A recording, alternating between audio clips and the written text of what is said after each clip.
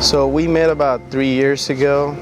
We started working in the same job around the same time. We were sent to the same team, and we had to introduce each other, our names and where we came from. And that's where I learned her name and her likes and dislikes. And from there, we just started talking little by little. So I didn't know much about David except for his last name. So one day I got this random Facebook request by a guy named Dave Pinuri. I didn't recognize his Facebook picture nor the name, so I thought it might be one of those random stalkers. So I just ignored it. And then the next day at work, I saw David playing with his phone, and guess what? The same profile picture was on his phone, and so I make the connection. So Dave Pinuri was David Pinedo. And I came up to him and said, dude, this profile looks nothing like you. What happened? It was a picture from 3 years ago, so it was one of my best pictures, so I had to use it for my defense, but it did work, so. And that's how we start, I'm guessing, started bullying each other, right? Picking on each other. Picking on each other. Yeah. And from there, we just hit it off. When I first saw her, I thought she was kind of like a quiet girl, keep it to herself. But after seeing how she started talking to other people, you could tell she was a firecracker. Like, she was wild. So it made a little bit clumsy too, which I like, and she still is. But she's a very special girl that I can tell. David, when I first met David, I thought he was very quiet and very shy. This guy who just moved here from Texas. Two things that I remember most about David was that, number one, he was very neat. He was so organized. I remember one time during break time when everybody was talking and having fun, this guy was on his desk organizing his backpack. And who does that? And number two, he has a very big butt, which I am so jealous. I mean, I go to the gym every day, twice a day even, and I can't grow one, and this guy was just born with this gift. So right off the bat, I'm jealous of this guy. He's not my friend.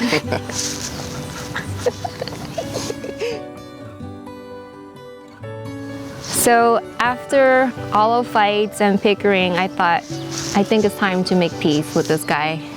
So it was almost July 4th, and I thought, what a great way for us to become friends. So I asked him, hey David, let's go to Universal together, thinking in the back of my head that my sister was gonna come with us. So the day came, I asked David, and he agreed to go. And I told my sister, let's go. And she said no. And I freaked out. I'm like, I don't know this guy. I don't even like him. I'm not gonna spend the whole day with him. And I was hoping he'll cancel, but he showed up. So we ended up going to Universal Studios, which he invited me. I'm like, oh yeah, heck yeah. So we ended up wearing the same matching outfits and everything. The whole day was pretty cool. We got to know each other a little bit more, and from then on we started connecting more, talking to a more personal level. We became a lot friendlier. Yeah, from that day on. But we had to leave early because someone got sick.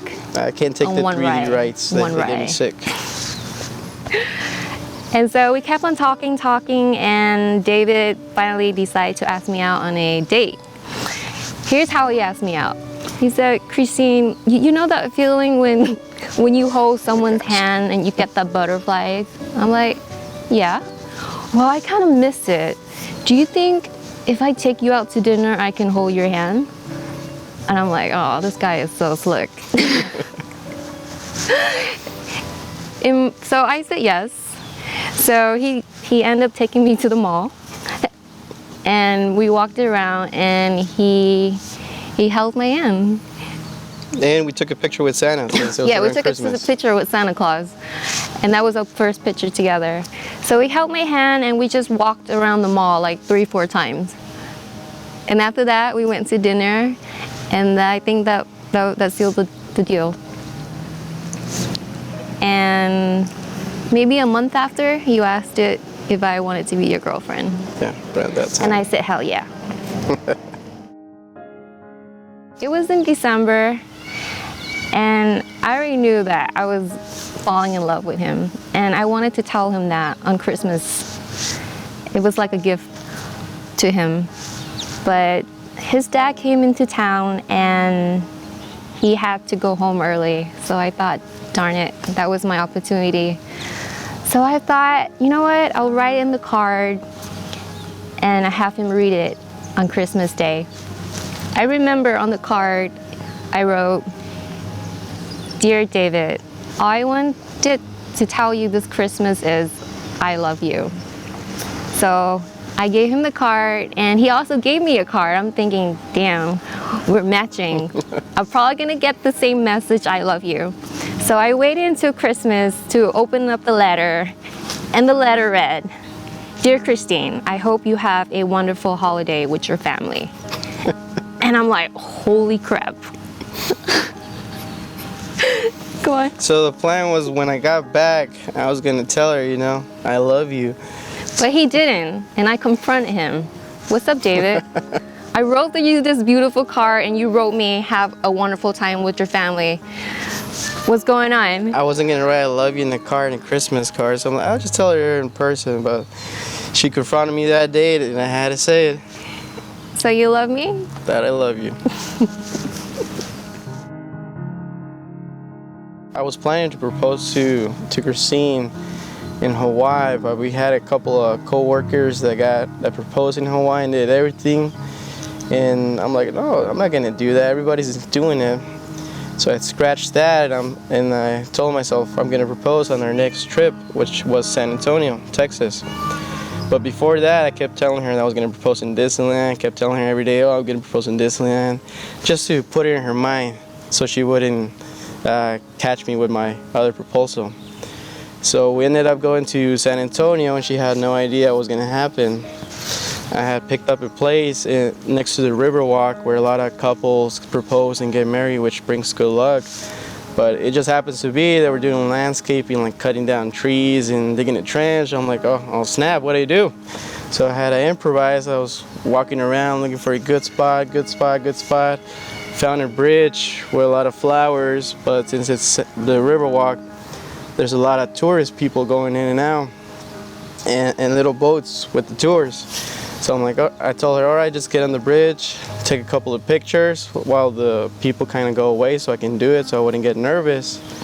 But it just happens to keep on going and going. So we probably took about 50 pictures, but the thing is, she likes taking pictures. So no complaint there, I love photos. She didn't catch it. So finally I'm like, oh, whatever, let me just do it since the people keep on coming. So I was trying to get the box out of my shorts. It got stuck somehow, struggling. Took it out, got on one knee, opened it up the wrong way, facing me. I forgot what I was gonna say. So I'm like, oh, here's that ring you wanted. Here you go. True story. All of that happened.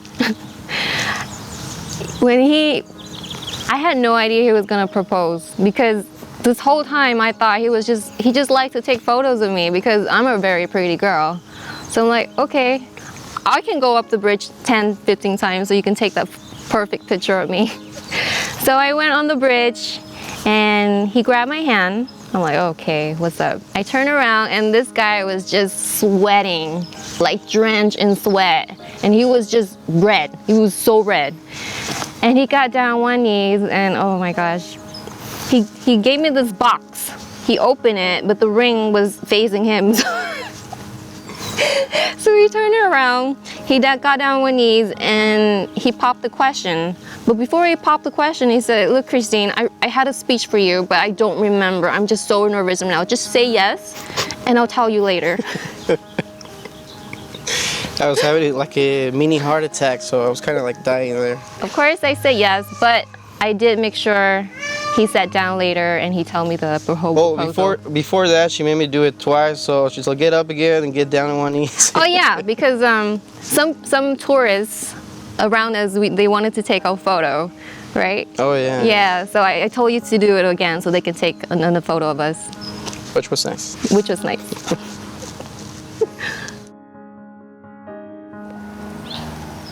My David, After months and months of sleepless nights trying to plan this wedding, I think we did great. And I cannot wait for you to see me walk down the aisle in the dress that you chose. And I cannot wait to see you in the suit that you won't let me see until the wedding day because, like you said, it'll ruin the surprise element. David, you are such a wonderful person. I wish you knew how amazing you are. You're so kind and you're so patient. And not only are you handsome in the inside, you also have really great hair. And you're just so funny. There's never a dull moment when I'm around you. I know we're not adventurous like other couple. We don't travel far, nor do we eat exotic food. But that's us. And I love doing the simple things with you, just staying at home watching a movie. People may think it's boring, but that's us, and I love us. My friend asked me if I ever get sick of you because we carpool together, we work next to each other, I eat lunch with you, and I go home and I see you. So that's 24/7 with you. And I tell them, do you ever get sick of watching Mean Girls or eating In-N-Out? The answer is no. You just grow to love it even more. And David, you are the best thing that I see in the morning and the loudest sound that I hear at night. And I love every moment of it. And I am so glad that you are in my life. And even if I don't show it to you every day or tell you I love you as much as I should, I hope you remember how loved you are. And David, I want to thank you for all the smiles that you put on my face, for all the hugs that you put in my heart, and for all the love that I see in your eyes. I cannot wait to spend eternity with you. I cannot wait to go to Disneyland, eat In-N-Out, just watch TV, and just spending that moment with you. I love you so much. Christine, if you're watching this, we made it. There's no going back. It's too late. I just want to tell you, you mean the whole world to me. Thank you for being there with me, my difficult times, my happy times, and my sad times. What I love most about you, Christine, is that you're super clumsy, super nice. It's what I adore about you the most, that you're so clumsy, getting stuck indoors, getting stuck everywhere, pretty much everywhere. And what I hope from us, from the future, is that go on a lot of trips, have the best moments with our families, our friends, enjoy the time of our lives, and start our own family together. And I just want to be there for you. I can't wait to spend the rest of my life with you. And I'll be there for you whenever you need me. I'll be there to support you because I love you. So we want to thank everybody for coming to our wedding. It's very special for us, for you guys to be here, our family, our close friends, our co-workers. I know you guys went through a lot to be here, and we thank you from our bottom of our hearts for being here today. And I hope that everyone is having a good time, and I'll see you guys on the dance floor. And we have a lot of tequila, so if you want to get wasted, go for it. There's too much. We have a lot. Too like much. 60 bottles So of go alcohol. for it.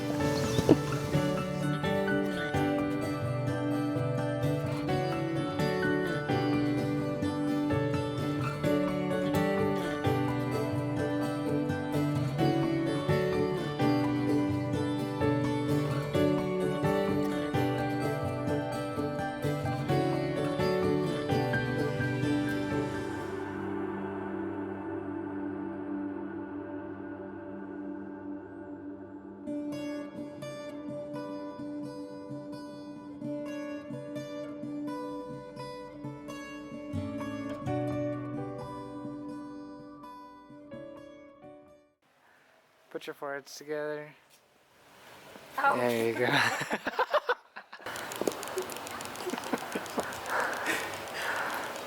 You want to start or I start?